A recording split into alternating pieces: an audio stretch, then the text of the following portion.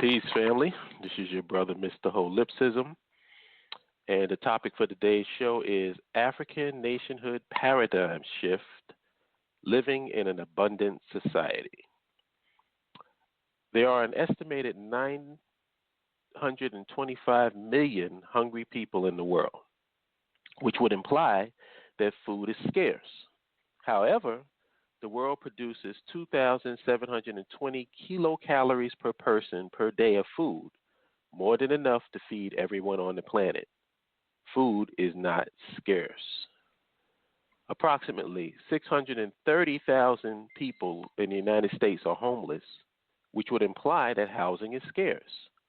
However, there are over 19 million vacant homes in the United States, more than enough to house all of those living on the streets. Housing is not scarce either.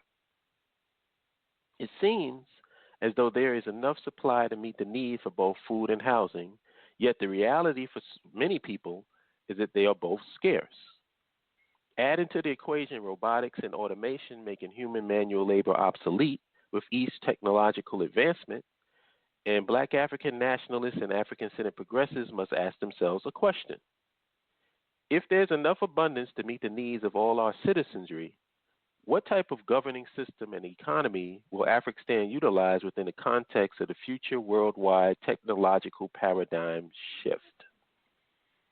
I know that's a lot to take in, but y'all have some help tonight. We got our brother Neo. How you doing, brother? I'm good, brother. And we got. It's good to hear from you. Thank you. And we got our brother Minister DeWood. Peace. Minister. Can y'all hear me? Yeah, I can hear you. Oh, peace and love, brothers. How you, Neil? I'm good, Minister. It's good to hear from you.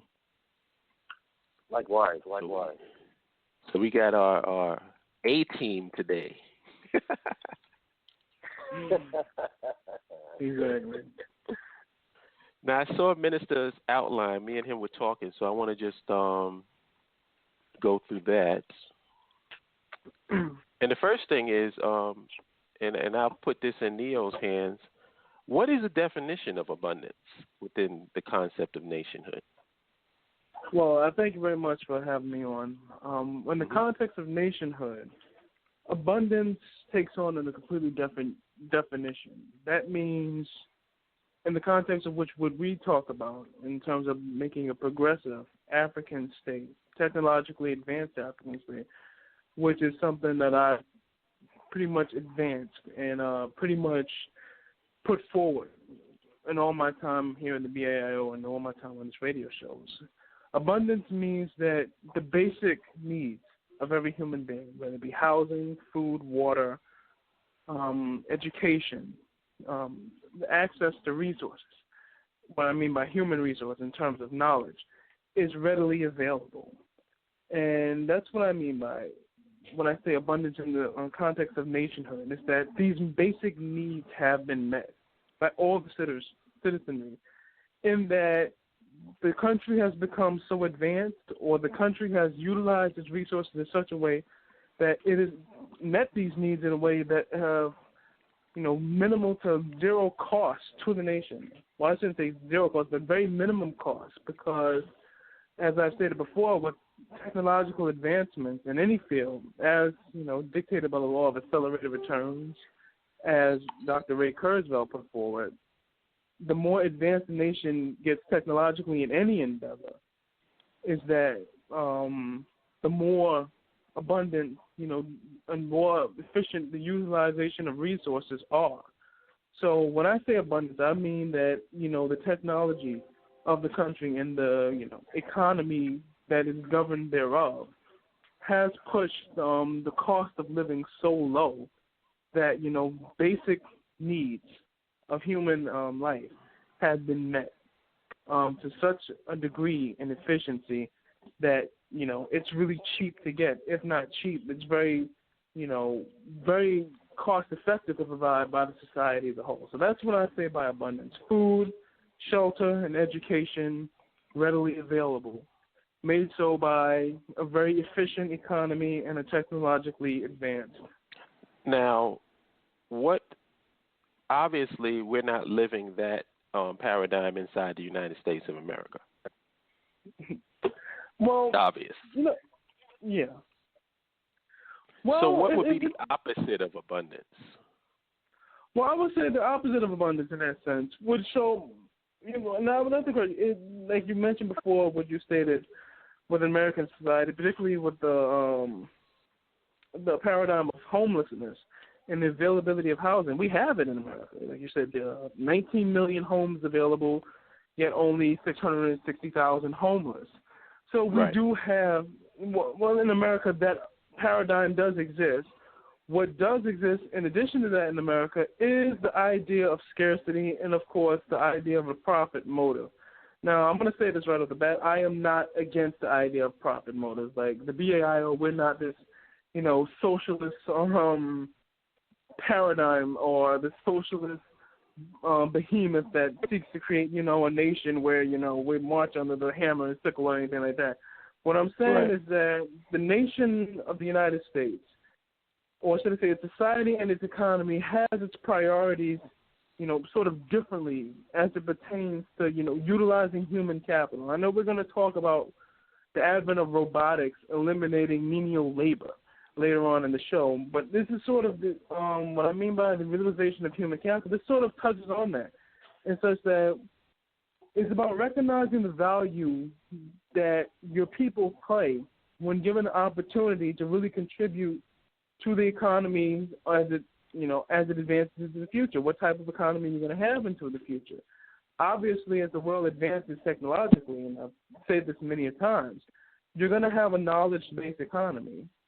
And, you want to make sure the people in your nation can contribute to that economy. And what's beneficial about a knowledge-based economy is that it grows exponentially, and the more it grows, the more opportunity it creates. But not only that, but the more it grows, the more complex it becomes. The more it grows, the more problems are solved. In addition to that, more problems are discovered, i.e. more problems, more opportunities are discovered. For example, the more advanced a piece of technology gets, the more ways you can enhance it, the more ways you can tweak it. And that, of course, allows for more opportunities for the people. How this goes back to the issue of the homelessness that we were talking about is that, well, if you have these people, given that, if we take out the idea that they're mentally ill, of course, and they are provided, or should say the nation's priorities are such that these people are provided housing, access to food, water, basic necessities of life, they can more so focus on advancing themselves and being a valuable human resource in this endeavor. And I think that's what's absolutely important and key with respect to what we discuss when we discuss, the nation that we seek to build. I know Libya under Gaddafi was sort of under that paradigm to a degree where everyone had housing and things of that sort. Now, with respect to it being a strong society, that's a whole nother matter. But I know it proves that the idea that everyone achieving housing or government providing housing or society making sure that housing is available is not something that is, a fairy tale up in the wind. It's something that has been done and it can be done. And it's all a matter of how a nation utilizes its human resource, how it views its human resource, and how it views its purpose in the world. Right. Sure.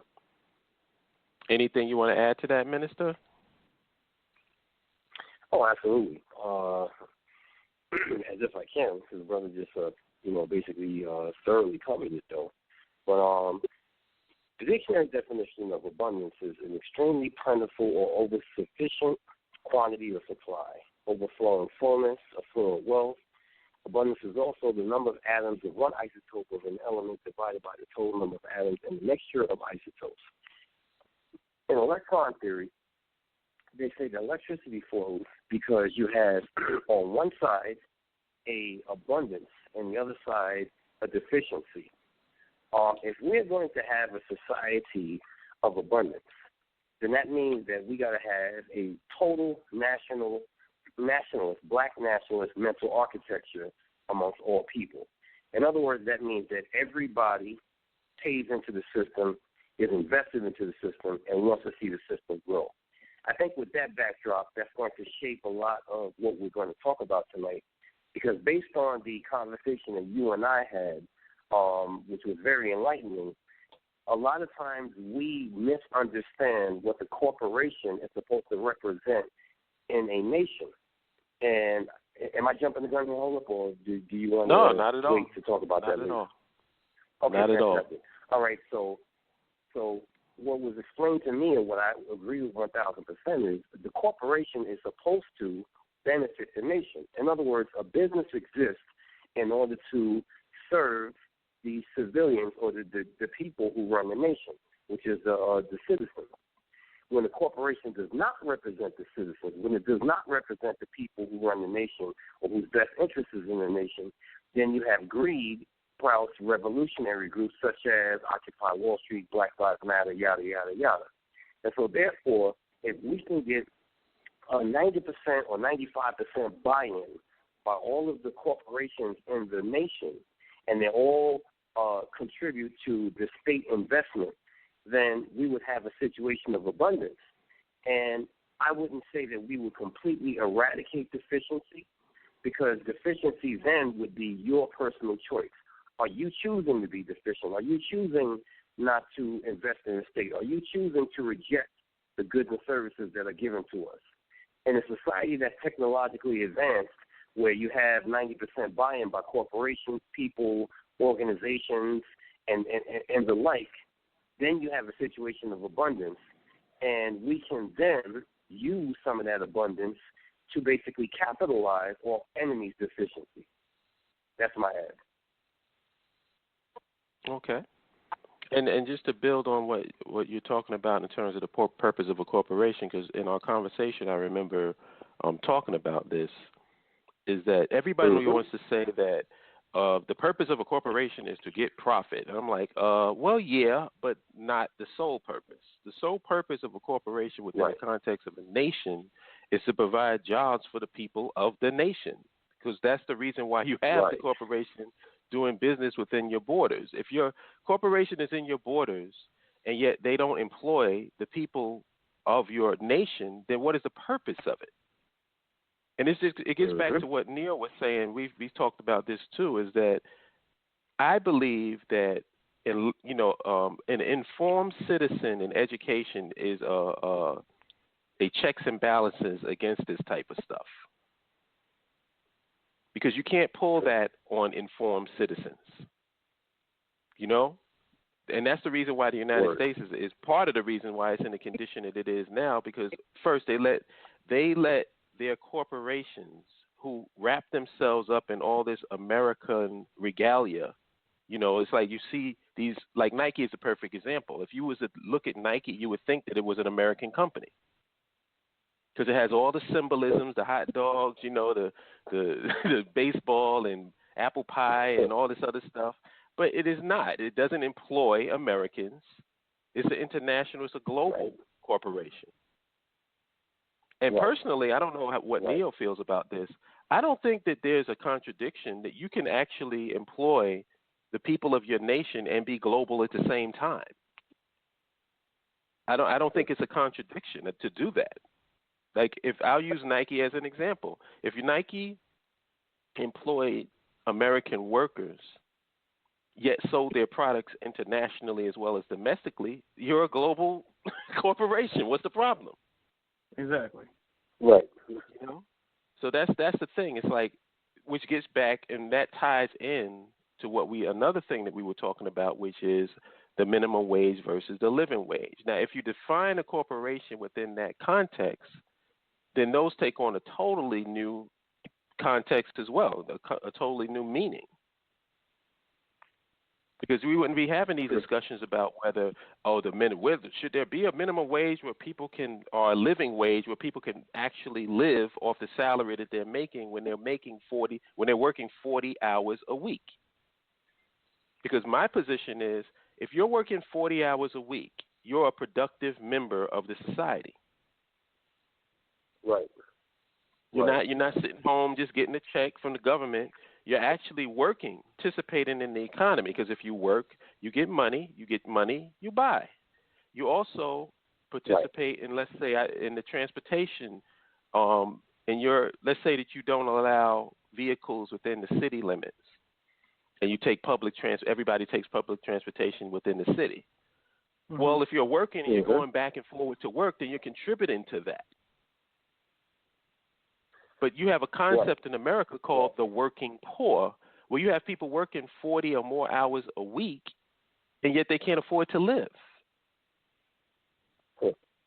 Yeah. So what do you feel like? What do y'all feel about that?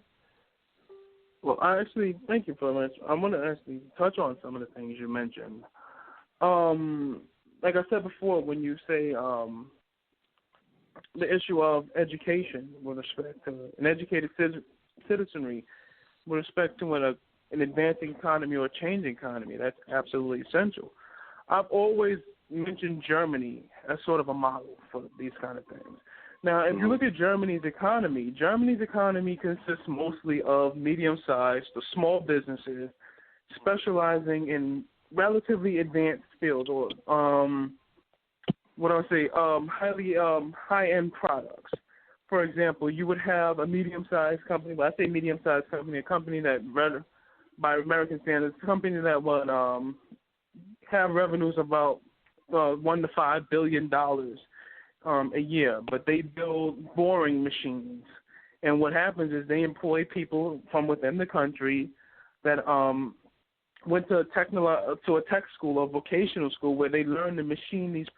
The thing is, these are high-end products, and these are high-end products that require skills to make, such that, not even the Chinese can really replicate them to such a degree. The advantage that Germany has is that Germany has a much smaller population than the United States. That goes with Norway as well. Norway and the Scandinavian countries, I know a lot of, socialists, so to speak, would sort of use these Scandinavian countries as archetypes of sort of a model society wherein, the government gives a subsidy from the oil revenues to the people. And there are two elements that play with this. One, which Holub mentioned, is that they have a highly educated citizenry.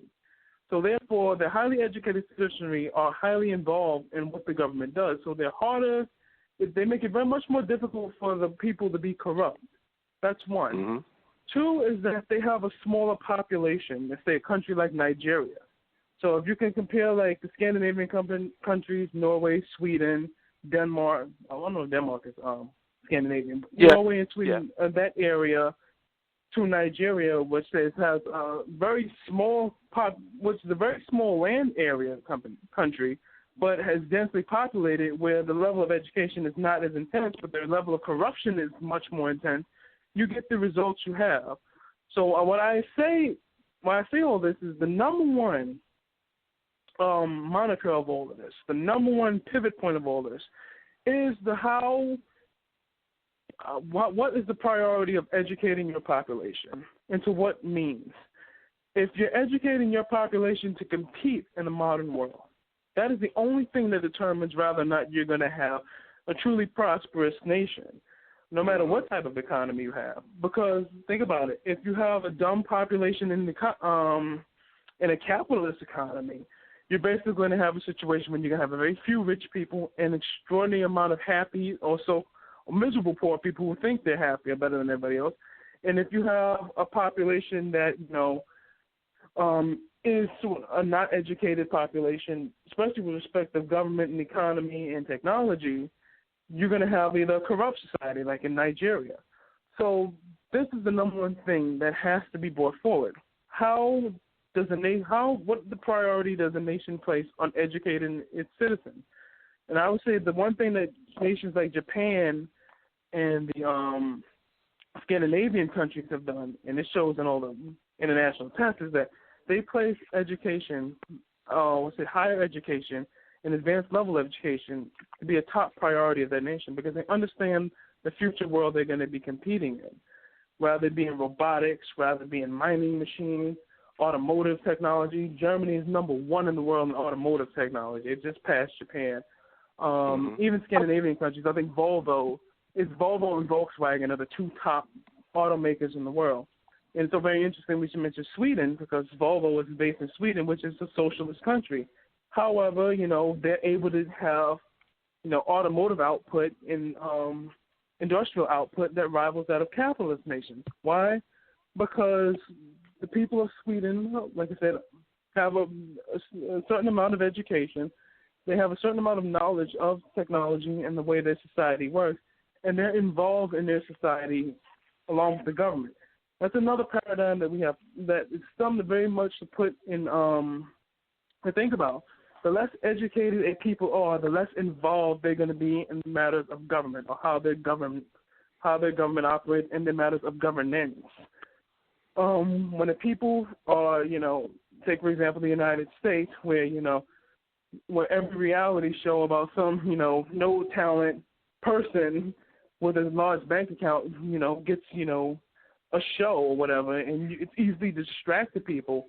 It's very easy to get away with some of the things the government gets away with, and you get the people who elected the government that you do get. So when we're talking about building a progressive society of any kind, whether it be socialist, capitalist, or anything else, it is absolutely essential to have, like I said, an educated population no matter what. Because no matter what society you build and what economy you build, without that element, it is going to be completely disastrous no matter how you set it up.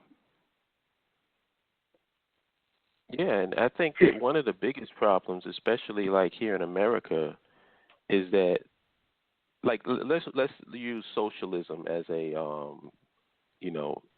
a buzzword. Mm-hmm. People say socialists, and then it's like, oh, it's like that's like evil thing. When you don't, what I've always said was that socialism, if you really think about it, is wrapped around the concept of the government providing for the people. Mm-hmm. If you don't want the government to provide for the people, then quit government. Like you have conservatives who say, oh, well, we want small government. Well, you know how you can make government smaller? Quit. Stop being a politician. Mm-hmm. Government will be smaller. So the concept, like socialism isn't a scary thing because America, in a lot of ways, has a lot of socialist programs. Of course. You know what I mean? So the balancing act is what things should be socialized and what things should be capitalized. Like, if you look at, let's say, technology. Mm-hmm. Technology, to me, works perfectly with capitalism. Of course. If you can build a better widget, it's first of all, it's true competition. Not this fake competition in America says, but it's true competition. If you have a processor and your processor is faster and more efficient than the next processor, then that other processor either has to update to get up with your technology or be phased out of existence. Of course. And there's no government bailouts to help you when you get phased out of existence by, better technology and more efficiency. Mhm. But do you want capitalism controlling your water supply? No. Exactly. You know what I'm saying? So it's like the way I look at government is the same way, and Minister could probably relate to this. If I were to tell you to come and fix something in my house, but I don't tell you what it is that you're fixing, how do you know what tool to use? Exactly. And government is the same way. It's like you have to first, and I agree with you 100%, you have to establish what is the purpose. Like if you want your citizens to be educated, to what means, and for what reason, and for what purpose, and then you can properly educate them. Mhm. What do you feel about that, Minister? I am on the New York State minimum wage page. Let me read this to you real quick. It says Minimum Wage Act. The Minimum Wage Act, Article 19 of the New York State Labor Law, requires that all employees in New York State receive at least $9 per hour, which I didn't know was $9 an hour. This includes domestic workers. Regulations known as wage orders, see detail. It says certain requirements that are industry specific. The rates contained in these wage orders may differ from the general minimum wage rate.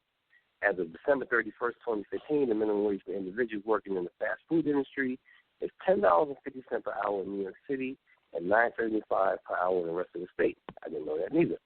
As of December 31st, 2015, the minimum cash wage for tip workers is $7.50 per hour if they earn enough tips. So it goes on and it talks about it. And I think the minimum wage for tip workers is $7.65 if they earn $1.35 per hour in tips, or $6.80 per hour if they earn at least $2.20 per hour. So these are what they're prescribing as a minimum wage. And the thing about it is that I think that where me and Hall class in the past, where I think that I'm coming around to the thinking is, there's a difference between the terminology minimum wage and the terminology living wage.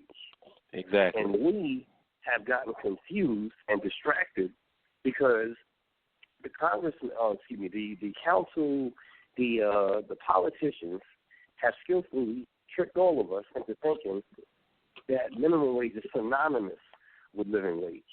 In other words, they're saying that that minimum pay that you're getting should be the right amount for you to live off of if you're at that level of life. And unfortunately, if you're making $9 an hour, and let's just say, what did it say? It said that New York City minimum wage for fast food workers is $10.50. Now, I live in upstate New York, and $10.50 an hour for 40 hours a week is not enough for you to live in upstate New York, where, you know what I'm saying, a 3-bedroom apartment may run you like $750 in a poor neighborhood. New York City, your brothers and sisters is paying like $1,200 for a studio. So if you had a 3-bedroom apartment, which means that you probably have a, if it's a single mother, you have 2 children. If you're a husband and wife and you have, 2 children and they share a room, then you're going to be paying what? You're going to be paying anywhere from $1,500 to $2,000 for a 3-bedroom, and $10.50 an hour, 40 hours a week is not even close to enough for you to live off that. It's not a living wage. So what are they telling you? They're telling you that your employer is obligated only to give you $10.50 an hour for 40 hours a week.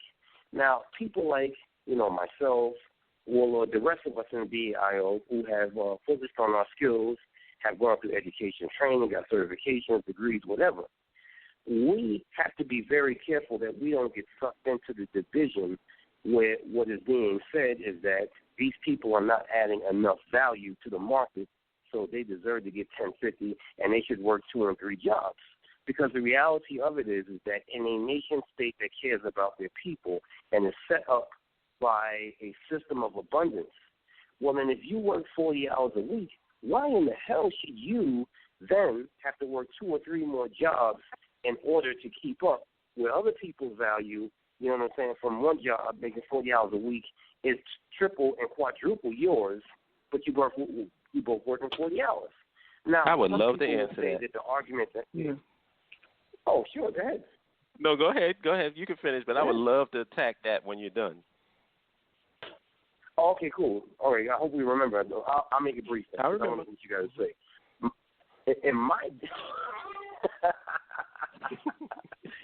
in my judgment, I think that the answer lies in the original text that we read from the minimum wage page, which is, if you saw, they basically had different rates for different kind of skills and positions. So if, in fact, you add value from a technological standpoint, then your compensation and minimum wage should be a certain way. I think that when you add value from a fast food worker, your value should be in a certain way, but it still should be enough commensurate to where you live in order enough for you to be able to live off this particular wage. Not ball out, not be rich, you know what I'm saying, but it should be enough for you to at least live. This is where the system is broken, because if you're living off a quote-unquote minimum wage and you're working 40 hours a week, and then in order to feed your babies, you're going to have to work 2 or 3 jobs. I know this from personal experience. How in the hell do you have enough time for you to get the certification, the education and training, and set other things? So then you have people with these crazy stories about everybody cramming into one house. And, it's like people like to use this as an example. They say, the Mexicans, they got together, and they all lived in one house, you know what I'm saying, and they put their money together until they got their money up, and they was able to each branch off and do this and do that. Yeah, they did that. But is that something that we want to be proud of? Exactly. Is that something that we want to say is our legacy is that we built a nation for black people, and people still had to cram themselves into one freaking house. I'm trying not to curse. One freaking apartment until everybody got together. I mean, think about how unsanitary that is, how uncomfortable it is, how much stress and anxiety that puts on every member of that particular. I mean, like nobody talks about that because just two men living together or two women living together is stressful enough. For a whole house full of any ethnic group, you liable to have a freaking, a massacre up in there. So I just think that we have been duped into thinking that minimum wage is synonymous with the living wage, and that's something that we have to address with our nation-building thoughts, ideas, and planning. Take it away. Yeah, and we haven't even talked about, because I'm of the opinion, and keep in mind, this is America, so I'm not really interested in solving their problems, but in a properly functioning society, the workers' wages should be tied to productivity. Right. I'm like, it's like you have to think if you have a nation that thinks in terms of the quality of life of its citizenry and utilizing that abundance to help the citizens of the nation, then you're talking about a completely different mindset than what you have here in America. Now, to get back to the point that I was going to answer about what you were saying about why this is the case, is because, it's successful propaganda. And I've had arguments with people who call themselves economists and whatever all the time. What it is that they want to take their profits off the table. They don't want to discuss profits, and then they want to relegate things to operating expenses. Right. And the thing about it is I can show you many companies in America who successfully integrate the productivity of their company with their workers, so their workers actually benefit from the productivity. There was a company in America. There was a company in America that gave their each and every person in the company. They didn't pay. They weren't top heavy in giving the execs a certain bonus and getting everybody else nothing. What they did was they gave every single person in the employee, the executives included, $100,000 at the end of the year. Yeah. And I told Minister, just let me complete this story, and you can go ahead, Neil. Yeah. I told Minister that, could you imagine you working for a company? Let's say you don't get a productivity raise, but you get a living wage. And at the end of your year, you get $100,000 as a bonus for you being a part of their corporation, and they're basically spreading the wealth to their employees. If somebody was to say something bad about that company, you might slap the shit out of them. You are firmly invested in that company. It's sort of like a family to you. And Con Ed used to be that type of company. Yeah. So go ahead, Neil. I didn't mean to interrupt you. All right, no problem. Like I said, that segment was very top heavy, and there's a lot to address. One thing I would like to say, and I completely agree with everything Minister said with respect to the purpose of a living wage versus a minimum wage, things of that sort. What I love about our discussions here at the BIO is that we have a theoretical discussion with respect to what is our nation going to look like based on what the reality is in America, and we also have a pragmatic discussion of what we can do now within America to make that reality happen, particularly as it relates to the resources or so forth, what we have at our disposal here in America. With respect to the minimum wage versus livable wage, at this juncture, in the discussion, as it relates to like you said, the problems of American society, I'm with Holup in the sense that I have very little interest with respect to resolving America's social problems because they're going to be here. That's America's problem. However, with respect to what we can do at this place, I've always had that notion: get started somewhere. And you mentioned, like, say, people cramming up in apartments, sort of thing, making shared sacrifice of space or whatever. I wouldn't say that yes, it is just uncomfortable in a certain sense, but endure a certain level of discomfort to have a greater means or create a greater ends for a future generation. I think there's something greatly noble in that, in the sense that we have to nowadays, as young or say both young, middle-aged, and older black people in America or elsewhere who wish to create this vision of a nation state, or instead of say a self-sufficient society for black people, must engage, I would say, in this level of discomfort because the people who came before us didn't want to, because there was a certain level of pride, so to speak, in this sort of Americanism that they got duped into, was saying, well, I'm not going to, endure what these Mexicans or whatever endure because, I'm an American. I think that level of short-sightedness on their behalf is the reason why we're where we are today. And why I want to talk about that is because addressing the pragmatic solutions or sort of the pragmatic steps we can take or sort of into a group economic standpoint of what we're going to have to do where we are in terms of pooling resources to build a better society. And I think it's here, with respect to the resources we have in the country, at least alleviating some of the ills now, at least marshal the resources and aggregate them so we can get a strong footing with respect to building a nation there. I'm going to give you an example, of course. We're going to go to Minister Dawood's favorite organization, whose initials are NOI. I always say this about that particular organization. If they were to take, continuously say this, 50,000 members contribute $8 a day. Basically, 50,000 members working as security guards. McDonald's, well, they're not going to be working at McDonald's anymore because McDonald's is going to replace all its workers with, computers or machines. But, just making minimum wage, just contributing an hour a day, I said that they can garner over $100 million in a year. And that's, I don't know how many apartment buildings they could do. And if you look at what African Americans or Africans in America spend, if you look at our dollar, the vast majority of it goes to housing. And the best way to start in the terms of aggregating the black dollar for black purposes is to build housing for black people. One, it's really hard to find competition because once you live somewhere that's good, it's very difficult to move. Two, you aggregate a dollar that is not contingent on consumer taste.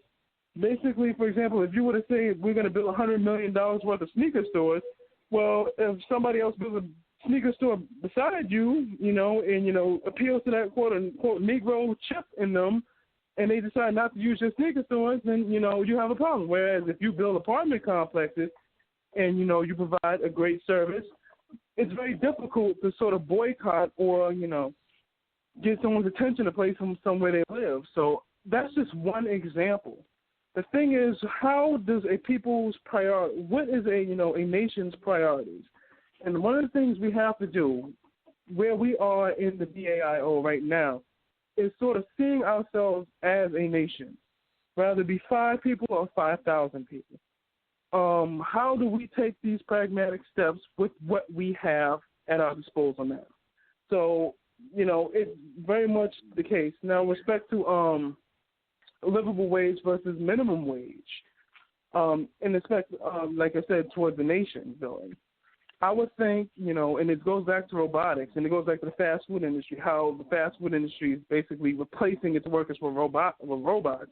Heck, even CVS pharmacy. If you go to CVS in New York City, in the city area, you pretty much got self-checkout stations. I'm sure you guys experience that when going into a Home Depot or something. Oh, yeah. Yes, sir. Yeah. Yes, sir. Wherever menial labor can be replaced by machines, it will be replaced by machines. Mm-hmm. That is a fact. Now, how a society dials into that is what is going to happen to the people who are replaced by that machines. In the United States, with a nation like this, we all know those people probably will end up unemployed and most likely homeless because that's how U.S. society is geared up. U.S. society is not geared up towards, creating a standard of living or caring for its citizenry. Now, like I was mentioning, what we as Africans in the U.S., if we had this sort of, like I said, this sort of real estate empire as sort of the basis of it, we would have sort of an economic base by which to provide housing for our people, even if many of them are not employed or whatever. And in respect to having a nation of its own, and we mentioned this before, with respect to providing housing as your own nation, those basic needs would be met. So even if they are, lose their employment as a stock worker, you would have the wiggle room to go to school and learn a trade without having the added stress of worrying about how am I going to feed my children or whether or not I'm going to have a roof over my head. So this is the importance of prioritizing what it is you want your people to do, because it's not logical to think that you are going to have the next 100 years worth of citizenry working at a fast food restaurant or at a retail store. It's just backwards. The goal is to create a citizenry that will contribute to a more advanced and powerful economy. And your nation's sociological, economic, and governmental culture must reflect that desire. Right. I agree. And that's a nice segue into the next segment, technology as an aid as opposed to technology as a detriment. And what you're talking about, Neil, and this is I'm of the same thought, is that technology is like a freight train. You know, it's going. It's nothing's stopping technology. No. You know, so the technology. Right. I remember a few years ago I read an article from Intel, and the people at Intel were saying that they were getting complaints from the hardware people that you guys are making these processors like every 6 months you have a new processor, and then we have to update our our hardware. And Intel's philosophy was, well, that's your problem because we're not stopping. Exactly. If we can create a more efficient processor, we're going to create one. You just going to have to adapt to it. Moore's law. It's ironic. Yeah. Like when the founders of Intel, Gordon Moore, developed a law that says processor speeds, doubles every 18 months. So it, like what you said, is very true. Yeah. So, what are the ways that I guess it can?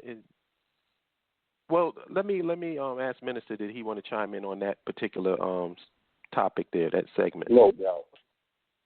I heard something a couple of weeks ago, and it blew my mind. I want to know if you fellows agree.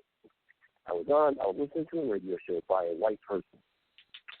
This person said that the Trump presidency, which is predicated on the words "Make America Great Again," basically is supported by who feel displaced by technology.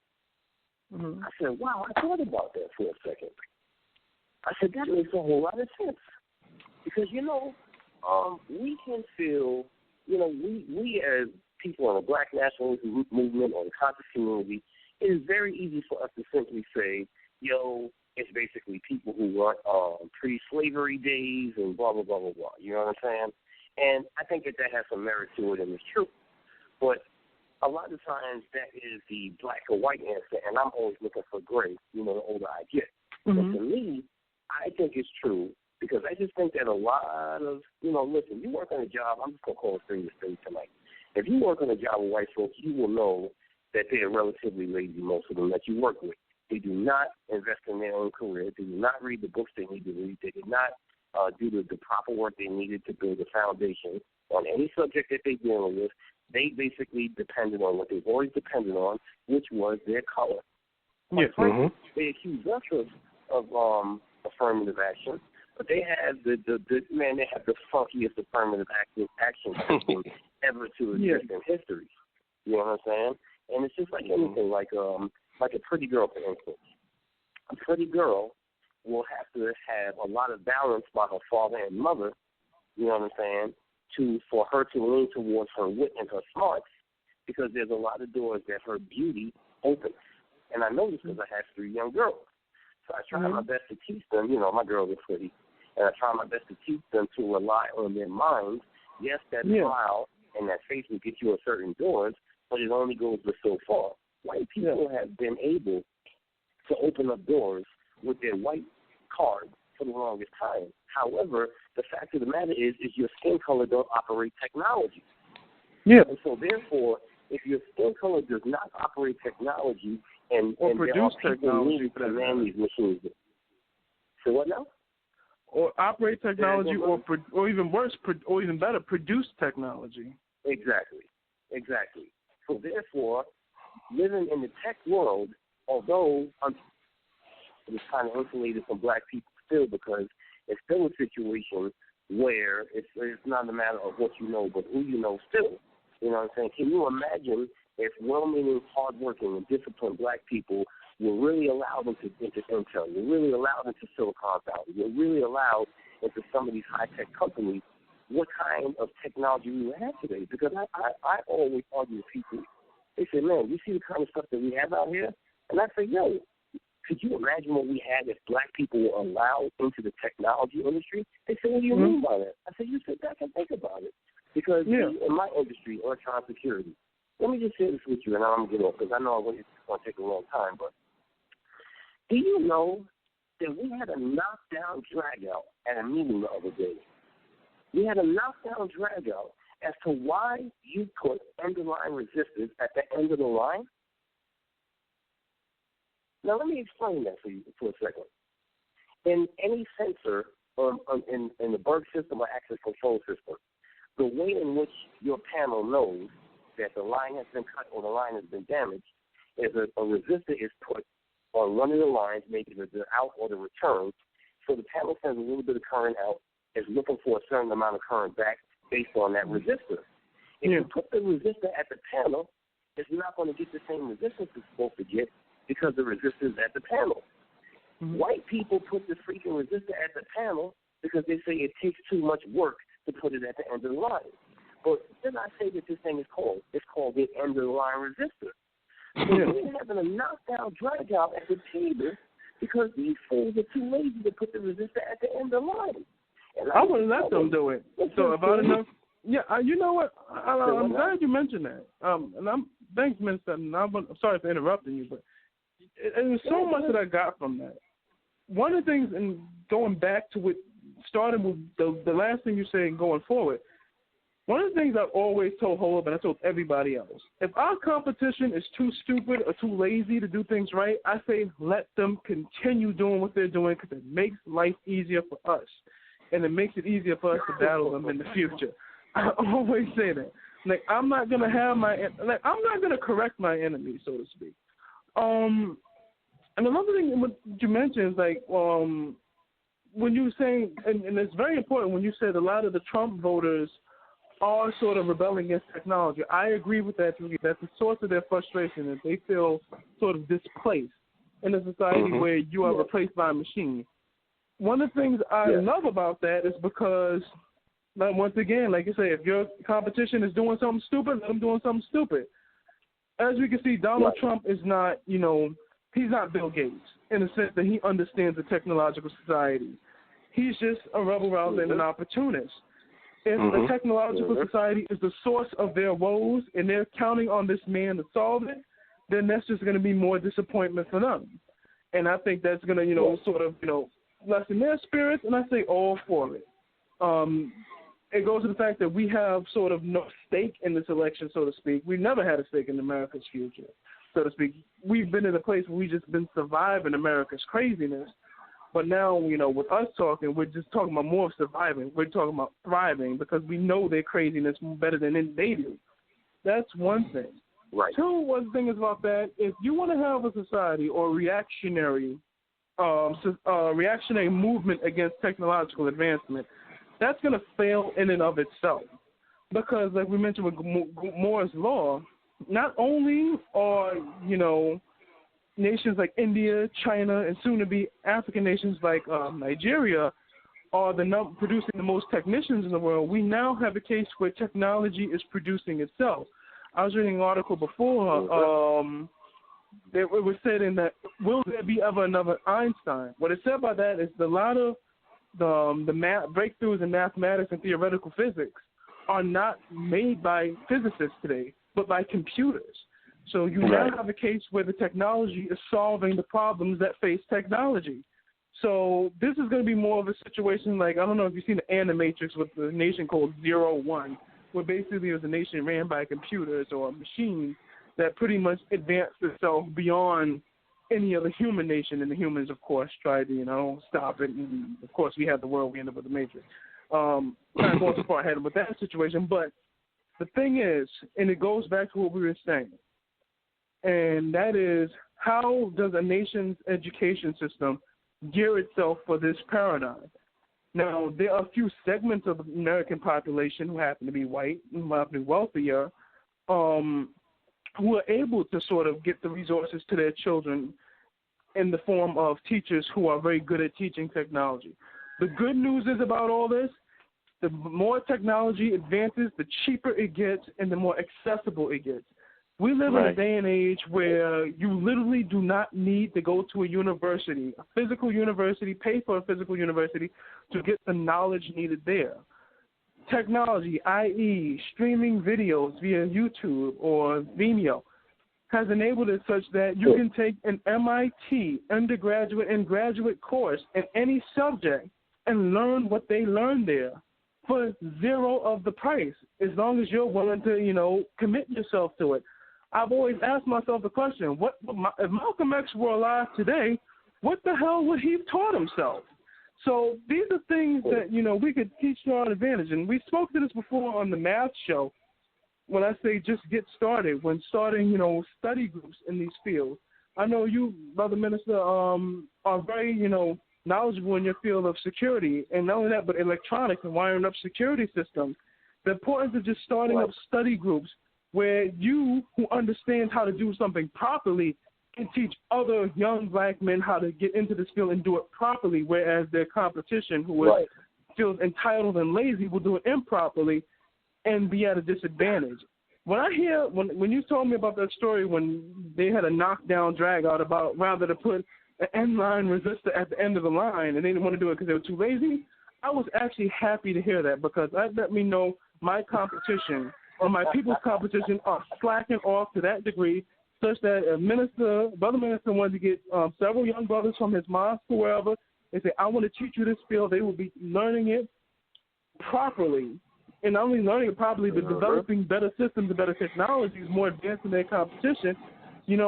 I was thrilled because that let me know that there's hope in that our competition has gotten so arrogant in their position that they feel they can lax off.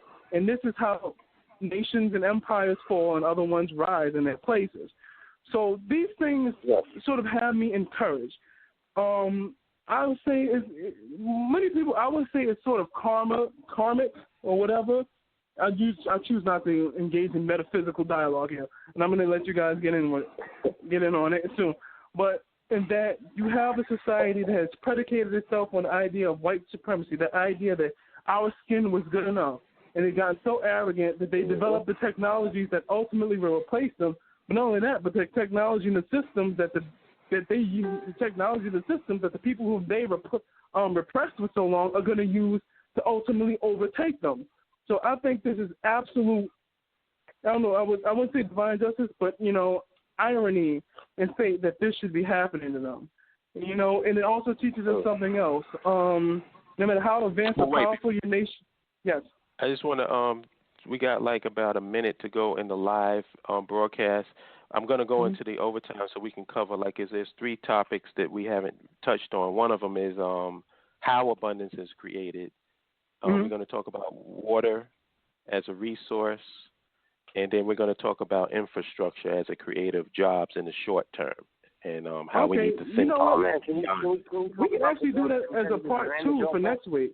Because I really want that for the live broadcast. I really want, everyone to hear, that discussion for the live broadcast. I would love to do that for next week as a part 2 for this one. But I just want to finish what my point was. It's I love it when, our competition slacks off, but it's something for our nation is that we have to keep it in our minds that, nothing's set in stone and nothing is guaranteed. You have to remain humble, at the same time remain ambitious. So that was it. Yes. So what's up, Minister? Did you want to get into it tonight, or did you want to do a part 2 on it? I'm down to do part 2. I'm down to stretch what we're talking about for the rest of the show, if you want to do that. I did want to drop a paragraph on competitive advantage if we had that in the queue, because it kind of ties into what Neil was just saying. Can we do it that way? You fellas all right with that? Sure. Let me just make a quick point because I wanted to, it won't be long, but I want to talk about the technology and the accessibility of the technology. I believe that right now we're in a great place in terms of if you have a good idea, you can manifest that idea into a lot of money. you know? Like people have come up with some great, I keep kicking myself for not thinking of Uber. Yes. And it's crazy. Black people should have been the first people to think of that. Because exactly. have been discriminating against us forever. Exactly. I'm like, why didn't I think of that? There's a guy. There's another idea that I just I forget who posted it. It might have been you, Neil. I'm not sure. But a guy has come up with a device that can translate languages in real time. So if you put the device in your ear, he has an app associated with. I guess in development they doing it through independent resources. They're using like Indiegogo and Kickstarter and all that other stuff.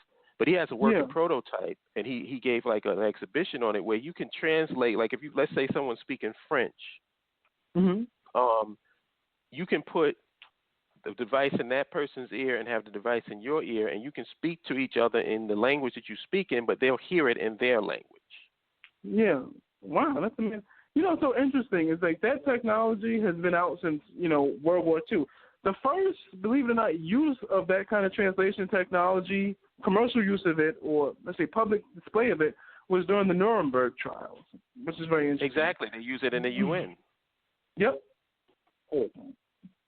So that's very interesting. I mean, like I said, there's a whole bunch of stuff. And, like, we were talking about before, what I love about this time, what I love about the nature of this economy, would it be in a technologically advanced, would it be in a technological and knowledge-based and information-based economy, there's so much information out there, the more it grows, the more opportunity it creates. For example, smartphones, when they first came out, it was like, it's a big thing. This little device in itself has spawned off industries of its own in its forms of programming apps. And it gets better and better as the apps get more complex. There's going to be nuances of the apps that are going to create business opportunities. So the idea of poverty or scarcity in the technologically advanced world is sort of mitigated with respect to the fact that there is so much exponential opportunity. I honestly believe that even if you have a population that is educated enough to even keep up with the level of advancement, the amount of opportunities available would actually exceed the number of people in the population to take advantage of them all. So that's what I feel is most exciting about this.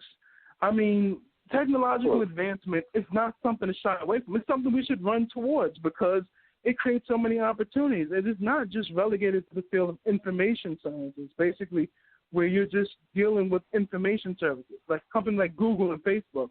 Their business is information. They don't sell a physical product. We're talking about it even advances in fields like physical products, like age-old technologies like food and water, which we're going to talk about in part 2 of next week's show. I mean, it goes so many places. Technology it's brilliant. It's beautiful. I mean, I think sciences are the best philosophy that mankind has ever came up with respect to, producing a better life for ourselves and understanding of our world. It complements so many other philosophies that we have developed. And I think it's such an extraordinary thing. And I think we being in the position that we are as Africans in America, of having gone with so much lack for so long, having experienced not knowing what abundance is, I think we're going to be in a unique perspective to appreciate creating this level of abundance in the future. And I think we'll hold tighter to it. I think we'll be more respectful with respect to how we use the powers gained by this. And more importantly, I think we'll be more mindful of how our powers will be used, so to speak, in the future. I think that's a good note to end on because we can definitely, because the other stuff is going to be pretty substantive, so I don't want to squeeze it into an overtime discussion. I think we should do a part 2. Yeah. Okay. Absolutely. But man, this was a great show, man. This is the type of stuff I want. This is what I want, man. This is what my spirit and mind crave for. Yes. Like we're talking about ideas and concepts, and we're not talking about anything that is limited in doom and gloom. We're talking about actually having a vision for the future. Because you have to have that vision before it can manifest into reality. If you don't see it, of course, how could it ever manifest? Exactly. I think Napoleon Hill had a great quote when he said, every great movement or every great manifestation began with an idea. So I think, and it's like, let me see. you know, and people, I think, especially within the context of this movement of being black nationalists or Pan-Africanists, they sort of disregard the power of ideas, ideas, and the power of communicating a vision. But more importantly than that, they disregard the effect it has on the youth, because this thing, what we're talking about, is probably, if there are young people like Jonathan listening to the show, or even younger people who are listening to this broadcast, and they want to be a part of an African nationalist movement, and they hear what we're talking about, they're just going to be like, they're going to they're going to be their minds are going to be blown. They're going to be stimulated by this, because they now have a group of people who are communicating a better future for themselves. It's not just about, we're not communicating feel-good history and a feel-bad present and a hopeless future that most people are so good at doing. But I say that, they talk about, oh, we were so great in the past, we built the pyramids, blah, blah, blah, blah.